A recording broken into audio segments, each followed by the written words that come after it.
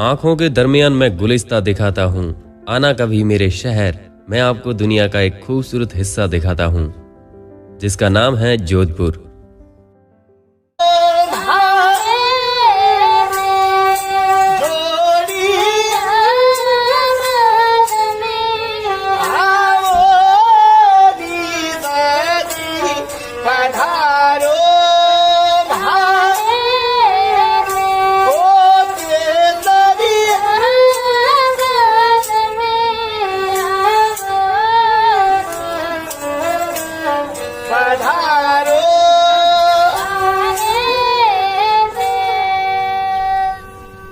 सूर्य नगरी के नाम से प्रसिद्ध जोधपुर शहर की पहचान यहाँ के महलों और पुराने घरों में लगे चित्तर के पत्थरों से होती है। जोधपुर के लोग बहुत ही मिलनसार होते हैं। यह सदैव दूसरों की मदद के लिए तत्पर रहते हैं। उलझी हुई घुमावदार गलियों, पट्टियों पर लगी दुकानों से घिरी है।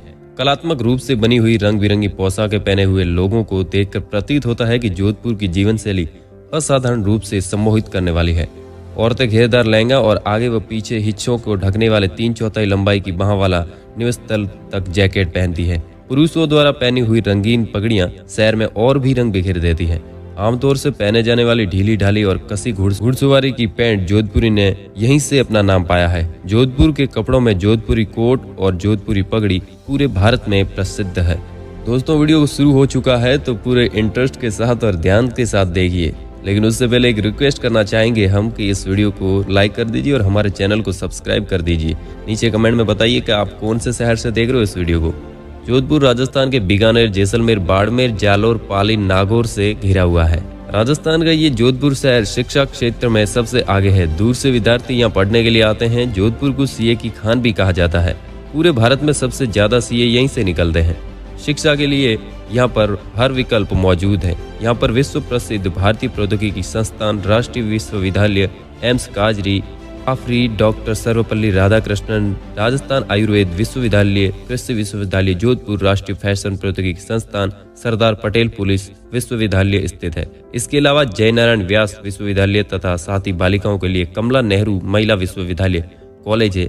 जोधपुर में लगभग हर गांव में स्कूल मौजूद है। जोधपुर के जनसंख्या की बात करें तो वह 2021 के अनुसार 42,76,374, जिसमें से 22,31,372 पुरुष व 20,45,002 महिलाओं की संख्या है।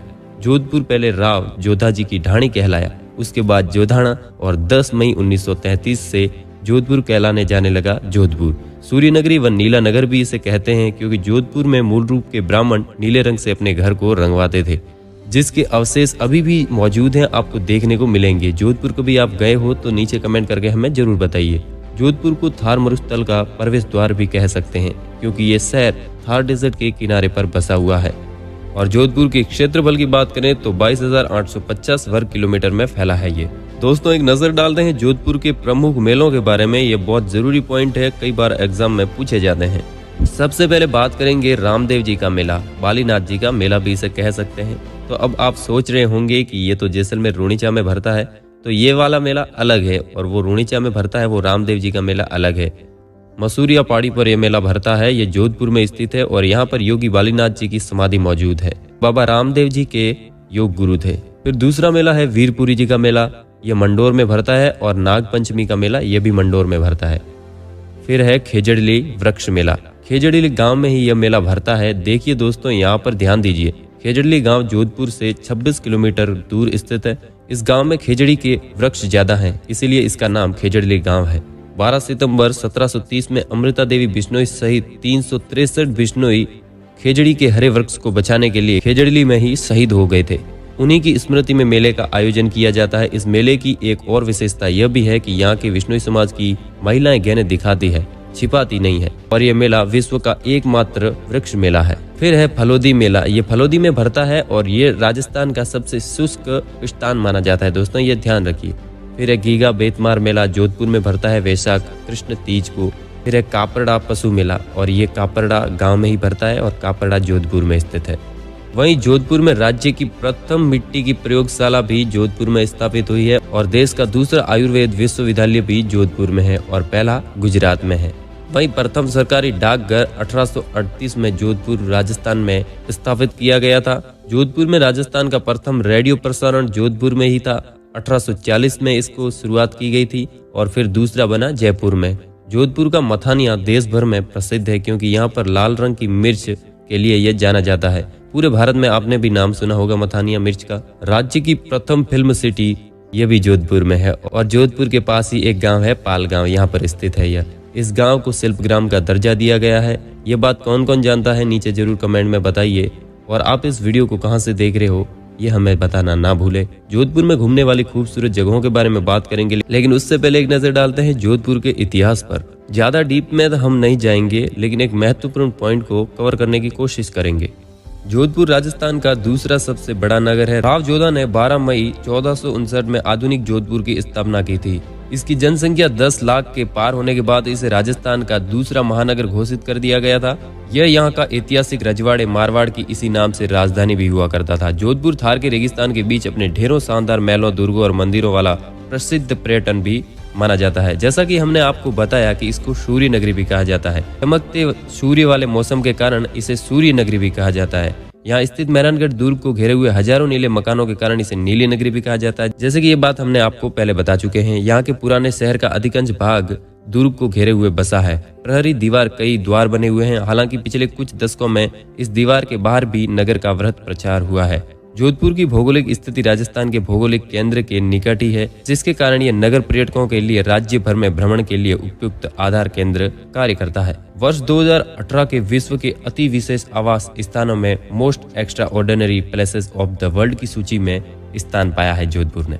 अब बात करेंगे जोधपुर के पर्यटन स्थलों के बारे में, लेकिन जब जोधपुर घूमने जाएंगे तो आप यह चीज जरूर ट्राई करें। मिर्ची बड़ा, प्याज कचौरी, घेवर, ये जोधपुर के लजीज व्यंजन है, तो इन्हें ट्राई करना तो बिल्कुल आपको नहीं भूलना है। तो चलिए चलते हैं। सबसे पहले कौन सी जगह है घूमने के लिए, वो है मेहरानगढ़ दुर्ग। विशाल परिसर, दीवारों पर जटिल नक्काशी, बलुआ पत्थर के बने शाही हॉल और अंदर राजसी सजावट मेहरानगढ़ किले को सबसे बेहतरीन किला बनाता है। किला चारों ओर विशाल दीवारों से घिरा हुआ है जो ऊंची एक पहाड़ी पर स्थित है। यहाँ से आप पूरा खूबसूरत शहर देख सकते हैं। किले में मौजूद संग्रहालय आपको शानदार अतीत की कहानी बताएगा। संग्रहालय में शाही पालकी, तलवारें, चित्र और पुराने संगीत वाद्य यंत्र प्रदर्शन करते हुए रखे हैं। किले को छोड़ने से पहले किले की छत पर बने चौकालाओ रेस्टोरेंट में जरूर जाएं। यहाँ पर पारंपरिक राजस्थानी थाली मिलती है। यहाँ पर आप अक्टूबर से मार्च के बीच जा सकते हैं क्योंकि इस दौरान मौसम ठंडा और सुखद होता है। दोस्तों, दूसरे नंबर पर है जसवंत थड़ा। पूरी तरह से सफेद दूधिया पत्थर से बने जसवंत थड़ा को राजस्थान का ताजमहल कहा जाता है। नक्काशीदार बुर्ज और सुंदर गुंबद दिन भर सूरज की रोशनी में चमकते रहते हैं। मेहरानगढ़ किले के कई बार बनी इमारत का निर्माण महाराजा जसवंत सिंह द्वितीय की याद में किया गया था। इस शाही समाधि में राठौड़ वंश से जुड़े प्रभावशाली चित्रों और शानदार कलाकृतियों का संग्रह भी है। इतिहास पसंद करने वाले लोगों को जोधपुर में यहाँ पर जरूर जाना चाहिए और यहाँ पर जाने के लिए महीने यानी अक्टूबर और फरवरी के बीच जाना बेस्ट रहेगा। दोस्तों, फिर आप घूम सकते हो भोपाल का मंडोर गार्डन, जोधपुर का उम्मेद भवन पैलेस। देखिए, आपको उम्मेद भवन पैलेस के बारे में एक बात बता देते हैं। जोधपुर शहर में ऊंचाई पर स्थित उम्मेद भवन पैलेस कला का एक अद्भुत उदाहरण है। यह अभी भी शाही परिवार का निवास स्थान होने के साथ साथ एक होटल भी है। इसका निर्माण 1928 से 1943 के बीच जोधपुर के राजा उम्मेद सिंह ने करवाया था। उस समय इलाका में भयंकर सूखा पड़ा था। आम लोगों को रोजगार देने के लिए इस महल का निर्माण करवाया गया था। इसके आसपास 26 एकड़ का खूबसूरत बगीचा भी है। आज इस सुनहरे पत्थरों से बने महल में 64 लग्जरी कमरे और स्वीट के साथ एक संग्रहालय भी है। यहाँ आप अक्टूबर से मार्च के बीच जा सकते हैं क्योंकि इस दौरान मौसम ठंडा और सुखद रहता है। हमेशा आपको बताते रहते हैं कि ठंडे मौसम में घूमने का मजा काफी अलग होता है। जोधपुर का शीश महल। जोधपुर के मेहरानगढ़ किले में शीश महल, जिसे जोधपुर के ग्लास पैलेस के रूप में जाना जाता है, ऐतिहासिक वास्तुकला का एक अद्भुत नमूना है जिसे छत से फर्श तक डिजाइन शीशे से किया गया है। इसे 17वीं और 18वीं शताब्दी के बीच महाराजा अजित सिंह का शयन कक्ष कहा जाता है। छत पर लटके नीले, हरे, चांदी और सोने के आभूषणों के साथ भव्य यूरोपीय झूमर के बाद इस हॉल में जोड़े गए हैं। जोधपुर का घंटाघर है। यहाँ की चाय बड़ी मशहूर है, जरूर पीजिए। जोधपुर में घंटाघर शहर के केंद्र में एक शानदार घंटाघर है जिसे महाराजा सरदार सिंह ने बनवाया था। 200 साल पहले बनवाया गया था। टॉवर से शहर का शानदार मनोरम दृश्य प्रस्तुत होता है। इस भव्य संरचना आसपास स्थानीय लोग रहते हैं। साथ ही यहाँ पर बाजार भी लगती हैं जहाँ पर आप शॉप खरीद सकते हो। अगर घूमने जाते हो तो अपने याददाश्त के लिए किसी अपने के लिए कुछ ले आ सकते हो। खेजड़ला किला पुराने समय के शाही राजाओं के रानियों के शानदार महल के रूप में जाना जाता है। जोधपुर के महाराजा द्वारा बनाया गया 400 साल पुरानी इमारत को अब एक होटल के रूप में बदल दिया गया है। इसका निर्माण ग्रेनाइट पत्थर और लाल रंग बरुआ पत्थर से किया गया है। जो लोग भारत की संस्कृति विरासत में दिलचस्पी रखते हैं उनके लिए ये जगह बिल्कुल सही है। गर्मियों के मौसम में यात्रा करने की बजाय अगस्त और सितंबर में ही जाए। रेगिस्तान की गर्मी भैया आपको पता ही है, टिक नहीं पाओगे रेगिस्तान में आप, क्योंकि गर्मियों में आपको घूमने का मज़ा नहीं आएगा। जल्दी ही 1-2 दिन घूमोगे और भाग आओगे वहाँ से। तो दोस्तों ठंडे मौसम में ही घूमने के लिए जाइए। और यह थी जोधपुर के बारे में छोटा सा वीडियो। उम्मीद करता हूँ ये आपको काफ़ी पसंद आया होगा। इस वीडियो को आप कहाँ से देख रहे हो, कैसा लगा है, वीडियो को लाइक कर दीजिए, हमारे चैनल को सब्सक्राइब कर दीजिए। मिलते हैं नए वीडियो में, तब तक के लिए जय हिंद जय भारत।